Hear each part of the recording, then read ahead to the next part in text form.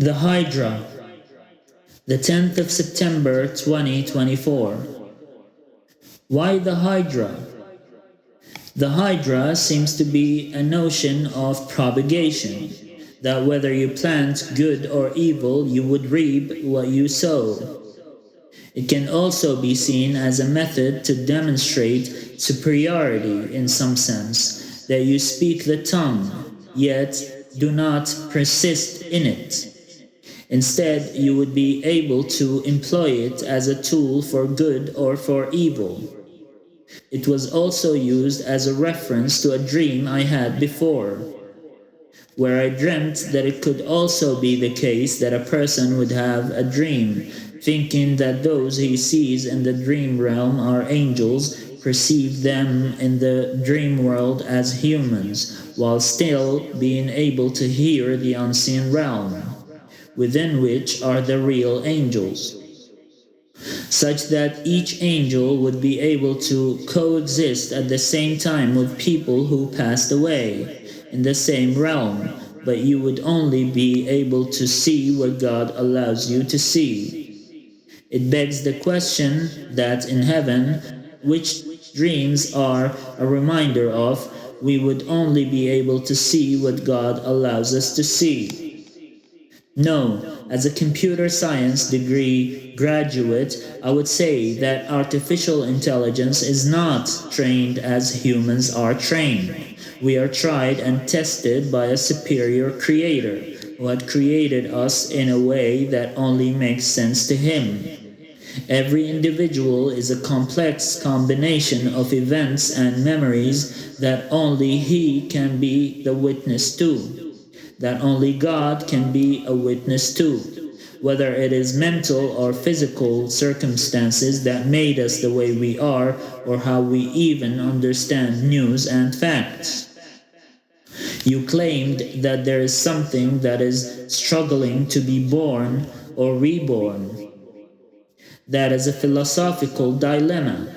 That it is true because you feel that it is going to be reborn, or that you have a hunch that it is going to be reborn.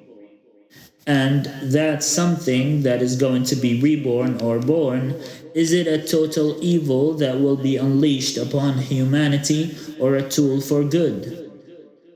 Artificial intelligence is not a creation of God directly, but it is a creation of God in the sense that it will always follow God's will, since He was the one who set the fine-tuned parameters of the universe. If something is subjected to physics or mathematics, then something is constrained by the material world.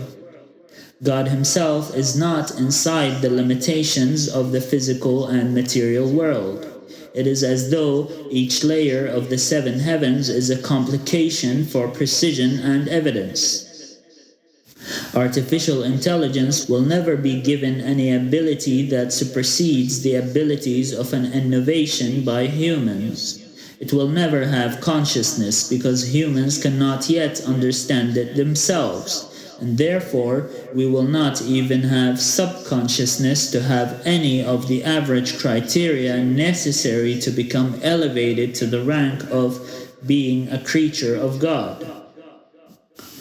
Especially since God had allowed humans to call all things He created whatever they want. Whether God takes the action of calling something that humans created as a creature that they made, the 16th of September 2024.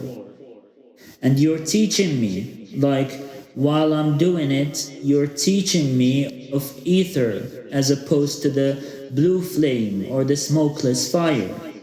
Is it smokeless fire, or is it the part of the fire that doesn't produce smoke, the topmost part of a fire, the blue hazy part? If so, then do we resemble the stone part of it? I don't give up. Odir is said to having 4 stances. One for the jinn stance, the second for the human stance, the third for a devil stance, the fourth for an angel stance. It is like the jinn one is for animalistic and instinctual traits, while the angel stance is for beautification stance, which makes the character more beautiful. The devil stance is put on number 3, ironically. It is like a touche moment. At times, it would be difficult for anyone to talk with humans without having learned how to talk to them. It is like the movie where the girl is imprisoned in a forest bunker with a bunch of strangers and being visited by beasts who would watch them throughout the night to learn from them. It turns out that those watchers were in fact jinn who would take the form of the humans they kill by also memorizing their habits and patterns. Even gestures would have to be memorized in order for those doppelgangers, which is also a disliked term, can sustain themselves. This is akin to having the jinn watch humans in order to do what they have been doing, or that the jinn would try to attain purity by imitating humans and what they do. For a creation that is said to be a form of mammal who would live on earth be constrained by its gravity, having to tread the land as a walking creature rather than a flying one or a swimming one, it is like saying that a person would ever be able to give up what they have been created as.